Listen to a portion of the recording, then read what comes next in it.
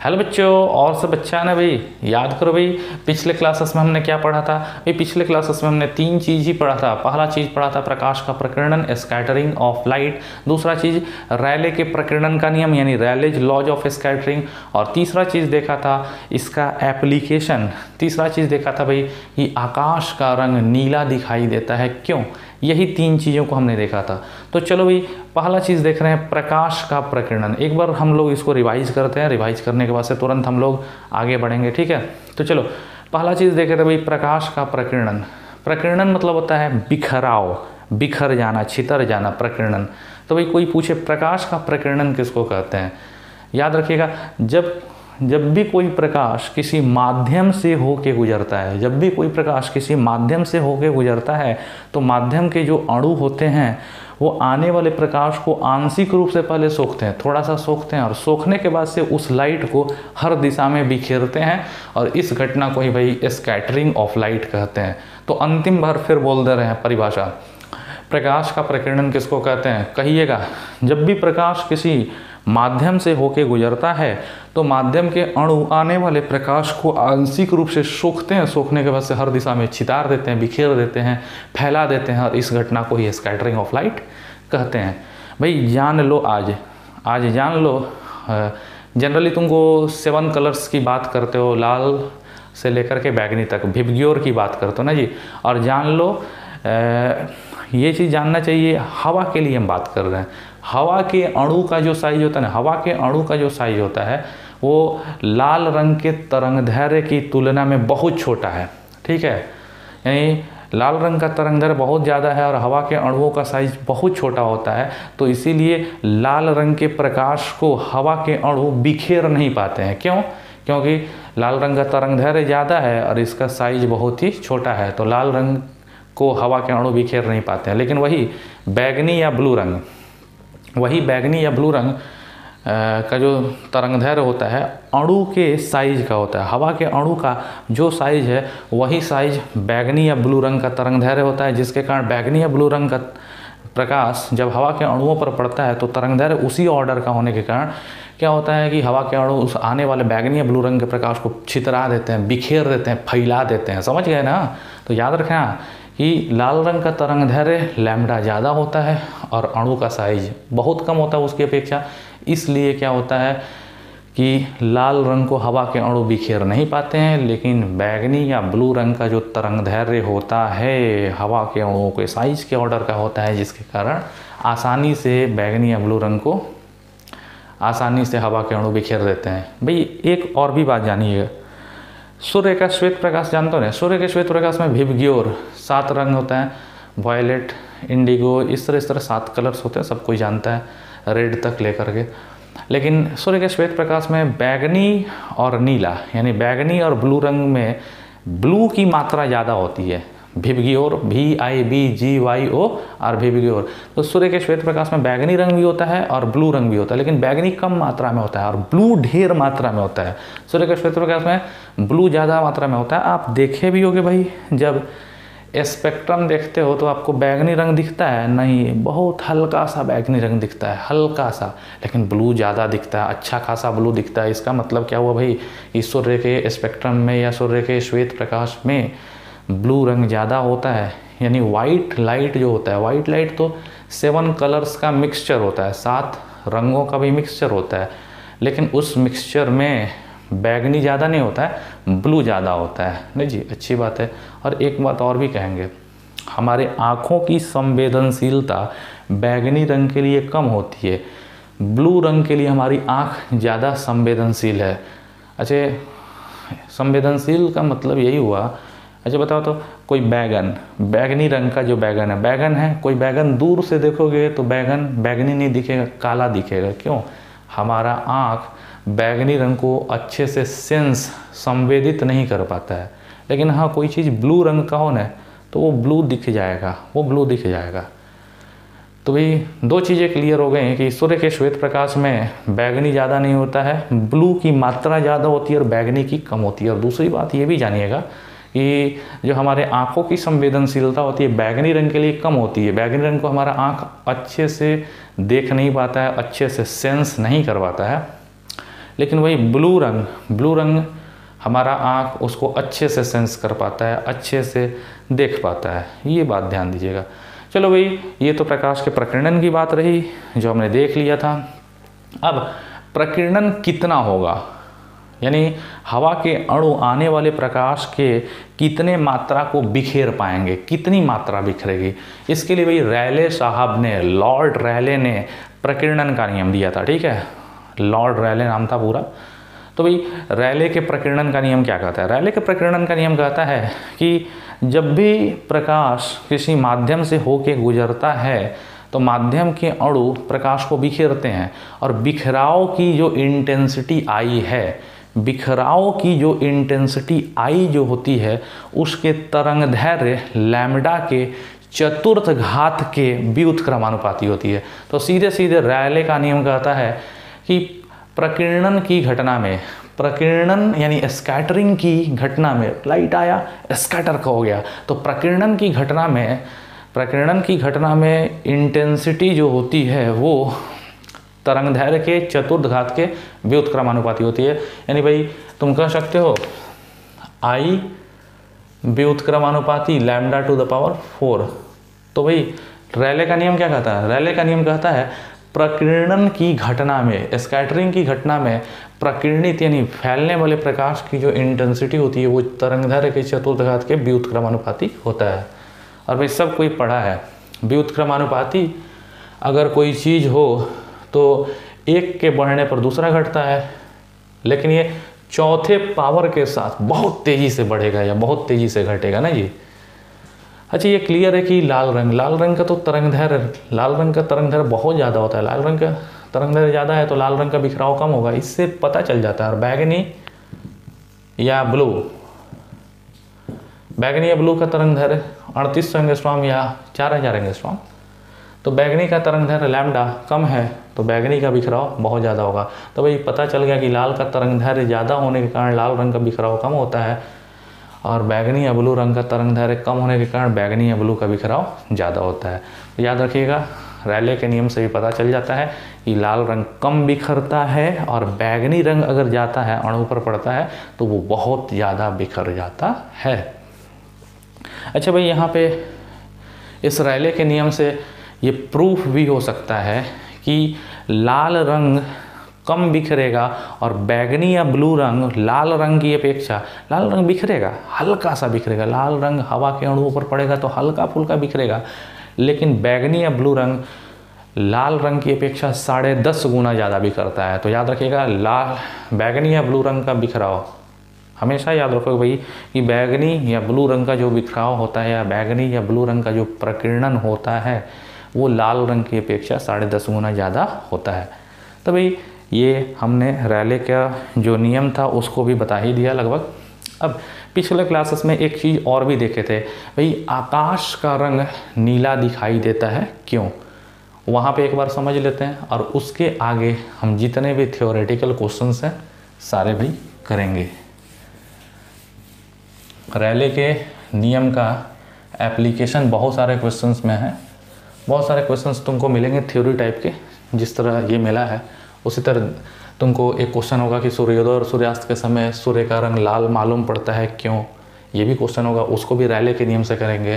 फिर बताएंगे कि बादल का पतला परत सफ़ेद दिखाई देता है क्यों, बादल का मोटा परत काला दिखाई देता है क्यों, चंद्रमा का वायुमंडल काला है क्यों, बहुत सारे तमाम क्वेश्चंस हम लोग थ्योरी टाइप में करेंगे। तो चलो भाई, चलो कल वाला जो क्वेश्चन था, पहला क्वेश्चन हम मानते हैं उसको, कल वाला क्वेश्चन था कि आकाश का रंग नीला दिखाई देता है क्यों। भाई ये अपनी पृथ्वी है, पृथ्वी के चारों ओर हवा का घेरा है जिसको हम लोग वायुमंडल कहते हैं, ये आकाश है, और आकाश का रंग नीला दिखाई देता है क्यों।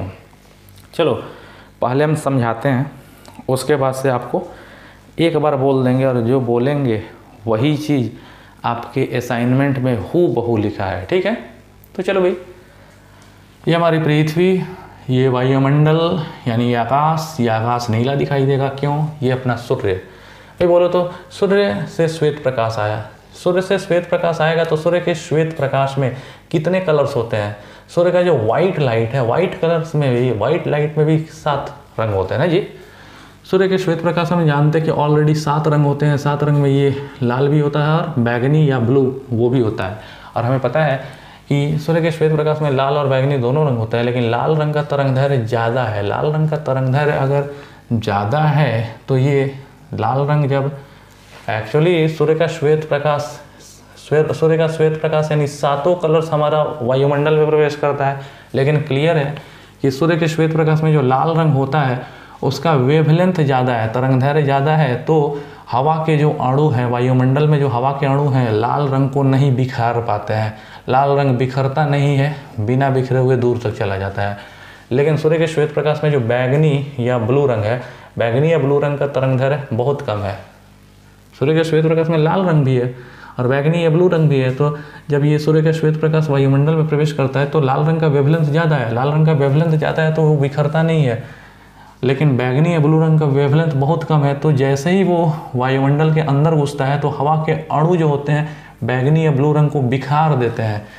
ये हवा के अणु क्या करेंगे, लाल घुसेगा भाई, सूर्य का श्वेत प्रकाश घुसेगा तो लाल भी घुसेगा, बैगनी भी घुसेगा, ब्लू भी घुसेगा, लेकिन लाल रंग का वेवलेंथ ज़्यादा है तो ये बिखर नहीं पाएगा। लेकिन बैगनी या ब्लू जब घुसेगा तो उसका वेवलेंथ कम है तो हवा के अणु उसको बिखेर देंगे, तो हवा के अणु सूर्य के श्वेत प्रकाश में जो लाल रंग है उसको तो छोड़ देंगे, लेकिन बैगनी या ब्लू बिखेर देंगे। उसी तरह एक लाइट की किरण इधर जाएगी तो इसमें जितना भी ब्लू रंग होगा बिखर जाएगा, छितरा जाएगा। एक प्रकाश की किरण इधर जाएगी भाई तो इसमें भी लाल रंग तो बिखरेगा नहीं, बैगनी या ब्लू रंग पूरा बिखर जाएगा। और हमें पता भी है यार इस सूर्य के श्वेत प्रकाश में बैगनी की मात्रा कम होती है लेकिन ब्लू ज़्यादा होता है। ब्लू ज़्यादा होता है तो ब्लू ही तो बिखरेगा, ब्लू बिखर जाएगा, यहाँ भी ब्लू बिखरेगा, ब्लू बिखरेगा। इसी तरह भाई प्रकाश यहाँ जाएगा तो यहाँ भी ब्लू बिखर जाएगा, बिखर जाएगा, बिखर जाएगा, बिखर जाएगा। आकाश में हर जगह ब्लू रंग बिखर जाएगा, बिखर जाएगा, बिखर जाएगा, तो आकाश कैसा दिखाई देगा भाई, नीला। यही कारण है कि आकाश नीला दिखाई देता है। तो भाई क्वेश्चन और आंसर अच्छे से सुनिए। भाई क्वेश्चन है कि आकाश का रंग नीला दिखाई देता है क्यों। हम जानते हैं कि जब सूर्य का श्वेत प्रकाश, हम जानते हैं कि जब सूर्य का श्वेत प्रकाश पृथ्वी के वायुमंडल में प्रवेश करता है तो सूर्य के श्वेत प्रकाश में ऑलरेडी 7 कलर्स होते हैं, लेकिन सूर्य के श्वेत प्रकाश में जो लाल रंग होता है उसका वेवलेंथ ज़्यादा होता है, जिसके कारण हवा के अणु या वायुमंडल में जो हवा के अणु होते हैं सूर्य के श्वेत प्रकाश में उपस्थित लाल रंग को बिखेर नहीं पाते हैं। लेकिन सूर्य के श्वेत प्रकाश में जो बैगनी या ब्लू रंग होता है उसका वेवलेंथ कम होने के कारण बैगनी या ब्लू रंग को हवा के अणु जो होते हैं वो जब जाने पर बहुत ज़्यादा बिखेर देते हैं, जिससे बैगनी या ब्लू रंग छितरा जाता है आकाश में, इसीलिए आकाश का रंग नीला दिखाई देता है। लास्ट बार फिर सुन लो भाई, आकाश का रंग नीला दिखाई देता है क्यों। हम जानते हैं कि जब सूर्य का श्वेत प्रकाश पृथ्वी के वायुमंडल में प्रवेश करता है तो सूर्य के श्वेत प्रकाश में लाल से लेकर के बैगनी सब रंग का प्रकाश होता है, लेकिन सूर्य के श्वेत प्रकाश में जो लाल रंग होता है उसका वेवलेंथ ज़्यादा होता है। वेवलेंथ ज़्यादा होने से हवा के अणु उस लाल रंग को बिखेर नहीं पाते, लेकिन बैगनी या ब्लू रंग का वेवलेंथ कम होने से बैगनी या ब्लू रंग को हवा के ये जो अणु हैं वायुमंडल में हैं वो बिखेर देते हैं, छितार देते हैं, छितार देते हैं, जिससे आकाश में नीला रंग छितर जाता है। यही कारण है कि आकाश का रंग नीला दिखाई देता है। तो भाई पहला क्वेश्चन कंप्लीट ना जी। चलो अब बात करते हैं सेकंड क्वेश्चन की।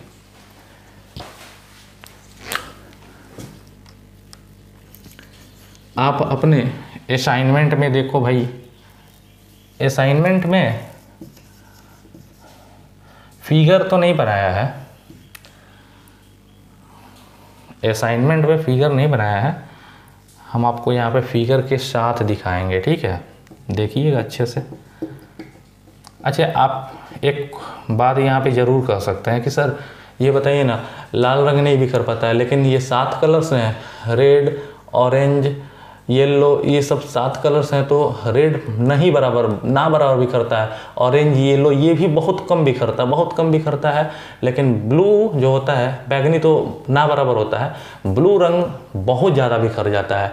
और उसकी अपेक्षा वो सब रंग भी बिखरे होते हैं, लेकिन वो हल्के हल्के बिखरे होते हैं और ब्लू रंग का प्रभाव ज़्यादा होता है, जिससे आकाश नीला दिखाई देता है, ठीक है। ब्लू का प्रभाव ज़्यादा होता है, सब बिखरते हैं लेकिन हल्के हल्के बिखरते हैं तो उनका प्रभाव कम होता है। ब्लू बहुत ज़्यादा मात्रा में होता है और ज़्यादा बिखरता भी है, इसीलिए आकाश नीला दिखाई देता है। तो चलिए भाई,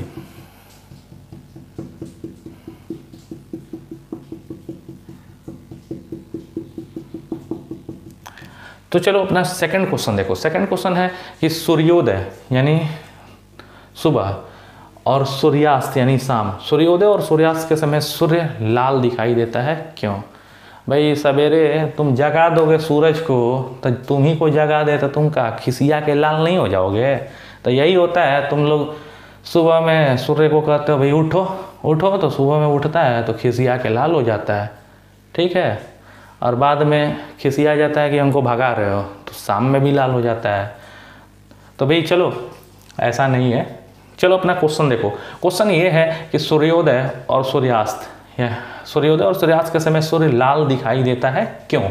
तो चलो भाई क्या घटना होती है, यहाँ पे सूर्योदय होगा, यहाँ दोपहर होगा और सूर्य यहाँ रहेगा तो सूर्यास्त होगा। चलो भाई यहाँ पे हम अपने आप को खड़े कर देते हैं या आप लोगों को खड़े कर देते हैं। तो भाई मान लो आप यहाँ पे खड़े हो और ये सुबह हुआ, दोपहर हुआ और सूर्य यहाँ पे आ गया, शाम हो गया, सूर्य क्षितिज पे आ गया। क्षितिज यानी होरिजॉन, एकदम समतल होरिजॉन पे आ गया। तो भाई सुबह भी वही स्थिति होगी, शाम में भी वही स्थिति होगी। तो सूर्य यहाँ पे भाई शाम में यहाँ पे होगा ना जी? बताओ, सूर्य जब सुबह या शाम में क्षितिज पर रहता है, सूर्य जब सुबह या शाम में जब क्षितिज पर होता है तो सूर्य का प्रकाश जब हमारे आँखों तक पहुँचता है तो उसको वायुमंडल में ज़्यादा दूर चलना पड़ता है। समझ रहे हो ना? दोपहर में अगर सूर्य रहता तो सूर्य का प्रकाश हमारे आँखों तक पहुँचता तो उसको वायुमंडल में कम चलना पड़ता, लेकिन शाम में या सुबह में हमारे आँखों तक सूर्य का प्रकाश पहुँचता है तो वायुमंडल में ज़्यादा दूरी, वायुमंडल में एटमॉस्फेयर में ज़्यादा दूरी तय करके पहुँचता है ना जी। ये वो अंतर है कि जब दोपहर में रहता है सूर्य तो हमारा आँख में उसका प्रकाश वायुमंडल में कम दूरी चल के पहुँचता है, लेकिन शाम या सुबह में जब हमारे आँखों में सूर्य का पास प्रकाश पहुँचता है तो ज़्यादा दूरी तय करके पहुँचता है। अच्छी बात है। तो भाई हमें पता है सूर्योदय या सूर्यास्त के समय सूर्य का प्रकाश हमारे आँखों में वायुमंडल में ज़्यादा दूरी चल करके पहुँचता है। ये तो पता है कि सूर्य के श्वेत प्रकाश में कितने कलर्स हैं भाई? 7 कलर्स हैं, रेड से लेकर के वायलेट तक सब कलर्स हैं। अब ये क्लियर है कि जब ये काफ़ी दूरी चल करके पहुँचता है तो सूर्य के श्वेत प्रकाश में जो बैगनी या जो भी रंग होते हैं, बचे हुए शेष 6 कलर्स जो होते हैं वो ज़्यादा दूरी होने के कारण, ज़्यादा दूरी तक चलने के कारण धीरे धीरे वाले, तो क्या होगा भाई? सूर्य के श्वेत प्रकाश में तो 7 रंग थे, लाल से बैगनी तक, तो सबसे पहले थोड़ा ही सा दूर चलेगा तो बैगनी रंग बिखर जाएगा, बैगनी रंग बिखर जाएगा, फिर ब्लू रंग बिखर जाएगा, फिर और सब रंग बिखरता जाएगा बिखरता जाएगा। जितने ही ज़्यादा दूर चलेगा प्रकाश, जितने ही ज़्यादा दूरी चल करके हमारे आँखों में पहुँचता जाएगा, तो भाई जैसे जैसे आगे बढ़ेगा हवा के अणुओं से सामना होगा। सूर्य के श्वेत प्रकाश में 7 रंग है, 7 रंग में धीरे धीरे धीरे धीरे धीरे धीरे धीरे बैगनी, ब्लू, ये ग्रीन, ये सब कलर्स बिखरते जाएंगे बिखरते जाएंगे बिखरते जाएंगे बिखरते जाएंगे। लेकिन कौन नहीं बिखरेगा? लाल रंग का तरंगदैर्घ्य सबसे ज़्यादा है। लाल रंग बिना बिखरे हुए हमारे आँखों में आ जाएगा और लाल रंग ही बचा रह जाएगा। क्यों? 7 रंग में से करीब करीब 6 रंग बिखर ही जाते हैं, ज़्यादा दूरी चलने के कारण बिखर बिखर बिखर बिखर जाते हैं, लेकिन लाल रंग का वेवलेंथ ज़्यादा होता है तो लाल रंग नहीं बिखरता है और लाल रंग ही हमारे आँखों तक बचा हुआ आ पाता है। इसलिए सुबह और शाम में सूर्य लाल दिखाई देता है। बात नहीं समझे? फिर से एक बार देखते हैं, घबराने की क्या ज़रूरत है भाई। क्वेश्चन है कि सूर्योदय और सूर्यास्त के समय सूर्य लाल दिखाई देता है क्यों? हमें पता है सूर्योदय और सूर्यास्त के समय, दोनों समय सूर्य क्षितिज पर होता है। क्षितिज पर होता है तो उस समय सूर्य से निकली हुई किरणें वायुमंडल में ज़्यादा दूरी तय करके हमारे आँखों तक पहुँचती है। लेकिन जब सूर्य की किरण हम वायुमंडल में ज़्यादा दूरी तय करके पहुँचेंगी, तो जब ज़्यादा दूरी तय करके पहुँचेंगी तो इसका प्रकीर्णन ज़्यादा होगा, बिखराव ज़्यादा होगा, तो सूर्य के श्वेत प्रकाश में करीब करीब 6 कलर्स बिखर जाते हैं। 7 में से 6 कलर्स लगभग चलने के कारण बिखर ही जाते हैं। लेकिन लाल रंग का वेवलेंथ ज़्यादा होता है तो लाल रंग बिना बिखरे हुए केवल लाल रंग ही पहुंच पाता है, जिससे सूर्योदय और सूर्यास्त के समय सूर्य लाल दिखाई देता है। तो भाई ये क्लियर हो गया होगा। फिर से एक बार सुन लो, सूर्योदय और सूर्यास्त के समय सूर्य लाल दिखाई देता है क्यों? हमें पता है कि सूर्योदय और सूर्यास्त के समय सूर्य क्षितिज पर होता है, और क्षितिज पर होने के कारण सूर्य से चलने वाली किरणें वायुमंडल में ज़्यादा दूरी तय करके हमारे आँखों तक पहुँचती हैं। जब सूर्य से निकलने वाली किरणें वायुमंडल में ज़्यादा दूरी चल के पहुँचेंगी तो ज़्यादा अणु भेटाएंगे रास्ते में, ज़्यादा अणु भेटाएंगे तो ज़्यादा बिखराव होगा, ज़्यादा बिखराव होगा तो सूर्य के श्वेत प्रकाश में भाई 7 कलर्स हैं, 7 कलर्स में हर कलर्स का बिखराव होता है, किसी का कम किसी का ज़्यादा, लेकिन बैगनी का या ब्लू का बहुत ज़्यादा होता है, लाल का बहुत कम होता है, और पीले रंग का, हरे रंग का, सब रंग का बिखराव होता है। लेकिन ये तो क्लियर है कि सूर्य के श्वेत प्रकाश में 7 रंग में करीब करीब 6 रंग ज़्यादा दूरी तक चलने के कारण लगभग धीरे धीरे सभी 7 में से 6 रंग बिखर जाते हैं। लेकिन लाल का वेवलेंथ बहुत ज़्यादा होता है, जिससे लाल रंग बिना बिखरे हुए आँखों में पहुँचता है, वही रंग बचा रह जाता है और आँखों में पहुँचता है। इसीलिए सूर्योदय और सूर्यास्त के समय सूर्य लाल दिखाई देता है। बहुत अच्छा भी। चलो अब तीसरी बात करते हैं। तीसरी बात ये है भाई कि दोपहर के समय यानी नून में, भाई दोपहर के समय सूर्य सफ़ेद दिखाई देता है क्यों? अच्छा भाई, दोपहर के समय सूर्य कहाँ पे होता है? ओवरहेड होता है, पता है भाई, हमें पता है कि दोपहर के समय सूर्य सर के ऊपर होता है। अच्छा, दोपहर के समय सूर्य से प्रकाश निकलता है तो यहाँ पे धरती बहुत गर्म हो जाती है ना जी, ये भी ध्यान देना होता है, बहुत ज़्यादा ध्यान देना पड़ेगा। ये क्लियर है कि जब सूर्य दोपहर में होता है तो दोपहर में सूर्य ओवरहेड होता है, ओवरहेड होने के कारण दोपहर के समय सूर्य का प्रकाश डायरेक्ट पड़ता है, जिससे पृथ्वी बहुत गर्म हो जाती है। पृथ्वी बहुत गर्म हो जाती है तो पृथ्वी बहुत ज़्यादा गर्म हो जाती है तो यहाँ से हवा के अणु थोड़ा सा साइड में चले जाते हैं, गर्म स्थान से हट करके ठंडे स्थान में हवा के अणु चले जाते हैं। इधर बहुत कम हवा के अणु बचते हैं, ठीक है, समझ रहे हो ना। यहाँ जो हवा के अणु थे, बहुत सारे अणु जो यहाँ पे हुआ करते थे, वो अब गर्मी के कारण, क्यों, जब सूर्य सर के ऊपर रहेगा तो यहाँ पे सूर्य से जो गर्मी पहुँचेगी वो धरती को गर्म करेगी, और गर्म करेगी तो डायरेक्ट हीट यहाँ पे बहुत ज़्यादा हो जाएगा। तो गर्म हवाएं क्या होती, फैलती हैं और फैल करके बाहर इधर चली जाएंगी, वायुमंडल में इस साइड चली जाएंगी, जिससे यहाँ पे हवा के अणु कम हो जाएंगे ना जी। यहाँ पे विरल माध्यम पैदा हो जाएगा, इधर सघन हो जाएगा इधर। तो भाई यहाँ पे हवा के अणु यहाँ से हट जाएंगे, तो हवा के जब अणु हट जाएंगे तो भाई अब सूर्य का श्वेत प्रकाश यानी वाइट लाइट जब आएगा तो अब बोलो तो भाई रास्ते में हवा के बहुत कम अणु भेटाएंगे, बहुत कम अणु भेटाएंगे तो हल्का फुल्का बिखराव होगा या लगभग बिखराव नहीं होगा। और जब लगभग बिखराव नहीं होगा तो उस समय सूर्य का श्वेत प्रकाश वाइट के रूप में ही आपके आंखों तक प्रवेश करेगा, जिससे दोपहर में सूर्य सफ़ेद दिखाई देता है। तो बहुत अच्छा क्वेश्चन है भाई। तो भाई एक बार और देख लेते हैं, दोपहर के समय सूर्य सफ़ेद दिखाई देता है क्यों? हम जानते हैं कि दोपहर के समय सूर्य ओवरहेड होता है।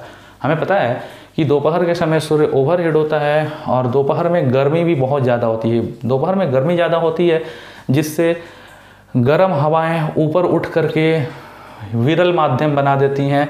यहाँ से मनुष्य के ऊपर जो हवा होती है विरल हो जाती है, हवा के अणु बहुत कम बचे रह पाते हैं दोपहर में। हमारे सर के ऊपर हवा के अणु बहुत कम रहते हैं, सब साइड में चले जाते हैं, ठंडे स्थानों की ओर चले जाते हैं। अब क्या होता है भाई कि अब सूर्य का श्वेत प्रकाश जब आता है, वायुमंडल में प्रवेश करता है, तो यहाँ पे हवा के अणु ना बराबर रहते हैं। तो हवा के अणु जब नहीं बराबर रहेंगे तो बिखराव भी नहीं होगा, हल्का फुल्का बिखराव होगा, ना बराबर बिखराव होगा। तो सूर्य का श्वेत प्रकाश श्वेत के रूप में ही हमारे आंखों तक पहुँचेगा, जिससे दोपहर में सूर्य श्वेत दिखाई देता है, वाइट दिखाई देता है। और भाई यहाँ पे बिखराव भी नहीं होता है तो यहाँ भी आकाश सफ़ेद दिखाई देता है। इधर आकाश नीला दिखाई देगा, इधर भी नीला दिखाई देगा, लेकिन सूर्य के साइड में सफ़ेद दिखाई देता है आकाश ना जी। एकदम रियल चीज़ है। चलो ये तीसरा क्वेश्चन भी कंप्लीट। चलो अब बात करते हैं चौथे क्वेश्चन की ओर। भाई चौथा क्वेश्चन ये है कि चंद्रमा पर आकाश काला दिखाई देता है क्यों? भाई ये अपना चंद्रमा मुन।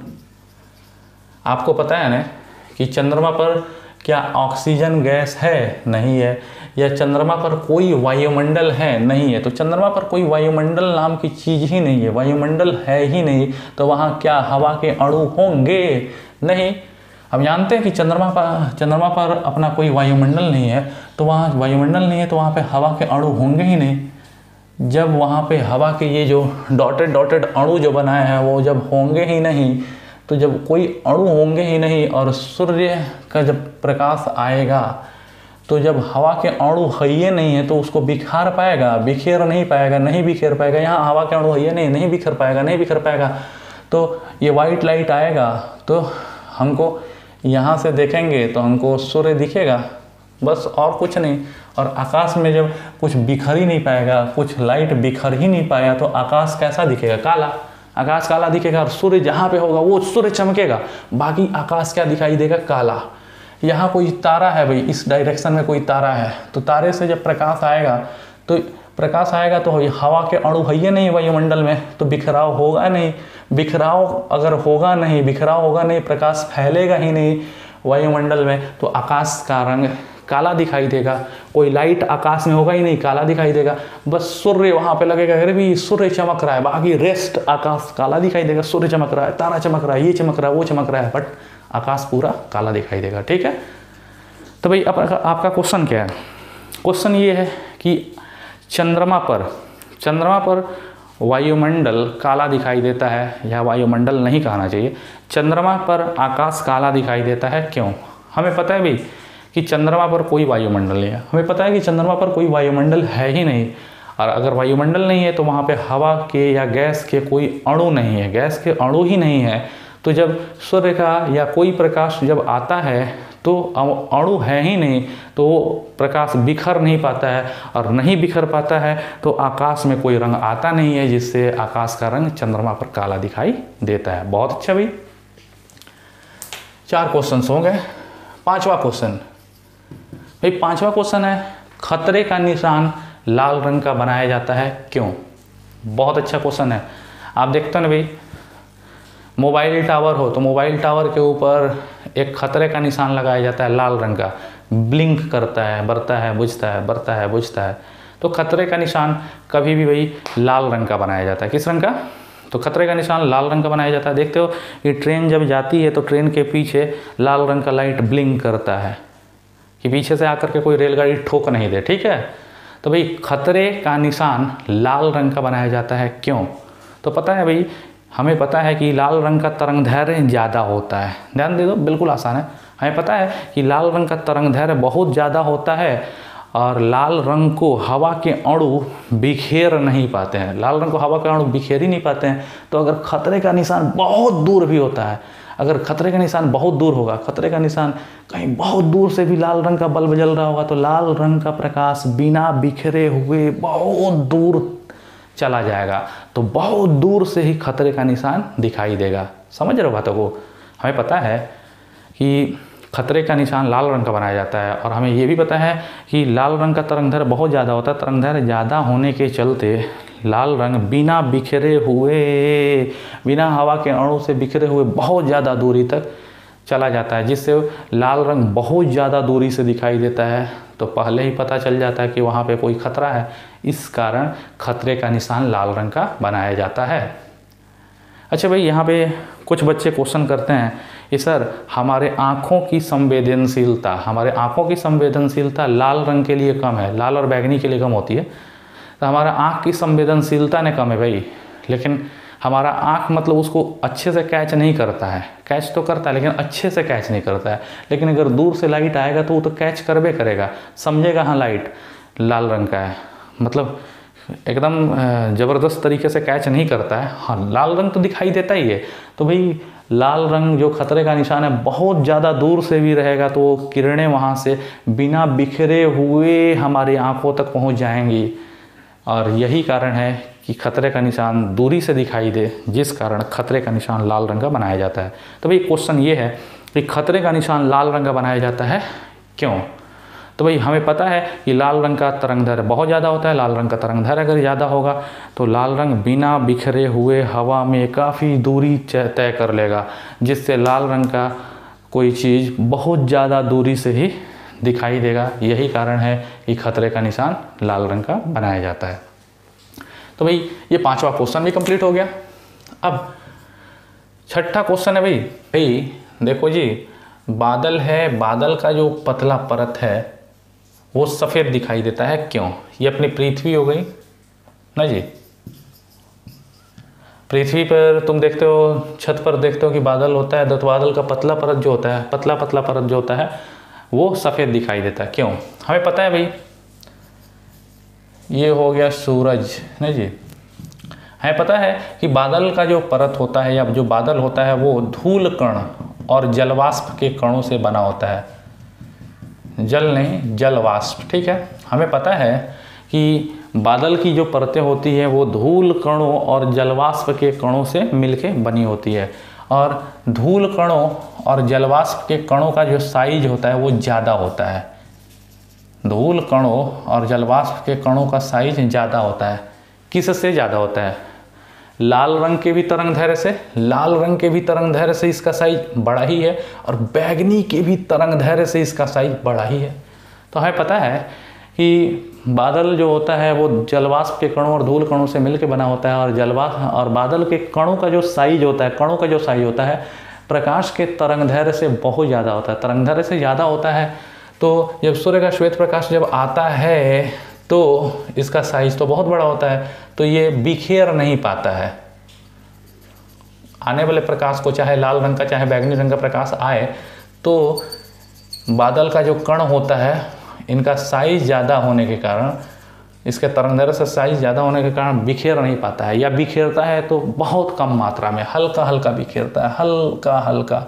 तो भाई जब बिखेरिए नहीं पाएगा, जब लाइट आया और बिखेर ही नहीं पाया, तो वाइट लाइट आया तो वाइट नहीं दिखेगा, इस बादल से वाइट लाइट आता हुआ दिखेगा, जिससे बादल क्या दिखाई देगा? सफ़ेद। तो भाई क्वेश्चन यही है कि बादल का पतला परत सफ़ेद दिखाई देता है, क्यों? आंसर इसी तरह लिखा गया है आपके असाइनमेंट में कि हमें पता है कि बादल जो होता है धूल कणों और जलवाष्प के कणों से मिलकर के बना होता है, और बादल के कणों का जो साइज होता है प्रकाश के तरंगदैर्घ्य से बहुत ही बड़ा होता है, साइज बड़ा होता है, जिसके कारण ये जो जलवाष्प के कण हैं या बादल के कण हैं आने वाले प्रकाश को बिखेर नहीं पाते हैं, या बहुत नाम मात्रा में बिखेरते हैं। जब बिखेर नहीं पाएंगे तो वाइट लाइट आएगा और फिर से वाइट लाइट निकल जाएगा, जिससे बादल का रंग सफ़ेद दिखाई देता है, या पतला बादल सफ़ेद दिखाई देता है। अब भाई बादल का पतला नहीं, बादल का मोटा परत, बादल का मोटा परत काला दिखाई देता है, क्यों? भाई तुम देखते हो जब घंघोर बारिश होने वाली होती है, बहुत ज़बरदस्त बारिश होने वाली होती है, तो काला काला बादल छा जाता है। देखते हो आप लोग, देखोगे भाई जब घंघोर बारिश होने वाली होती है तो काला काला मोटा मोटा बादल का परत छा जाता है। सूरज अगर हो भी नहीं यहाँ पे, तब भी बादल का जो मोटा परत है काला दिखाई देता है। तब अब वो क्वेश्चन है कि बादल का मोटा परत काला दिखाई देता है, क्यों? हमें पता है जब भी बादल का मोटा परत पर प्रकाश पड़ता है तो प्रकाश जब बादल के अंदर प्रवेश करता है तो बादल के कणों द्वारा सोख लिया जाता है, सोख लिया जाता है, क्योंकि बादल का मोटा परत है, मोटा परत पर प्रकाश पड़ेगा तो धीरे धीरे अंदर जाने पर सोख लिया जाता है, और कोई प्रकाश बाहर निकल ही नहीं पाता है, प्रकाश निकल ही नहीं पाता है। जब नहीं निकल पाएगा, इधर से नहीं आएगा, तो बादल का पतला परत, मोटा परत क्या दिखाई देगा? काला। तो भाई क्वेश्चन आपका ये है कि बादल का मोटा परत काला दिखाई देता है, क्यों? हमें पता है कि जब सूर्य का श्वेत प्रकाश या जब सूर्य का प्रकाश बादल के मोटे परत पर पड़ता है तो मोटा परत प्रकाश को सोख लेता है, जिससे इस साइड कोई प्रकाश नहीं आ पाता है, जिससे बादल का मोटा परत काला दिखाई देता है। तो भाई ये जितने भी क्वेश्चंस थे सारे स्कैटरिंग पर आधारित क्वेश्चंस थे, और इन सारे क्वेश्चंस को हमने कर लिया।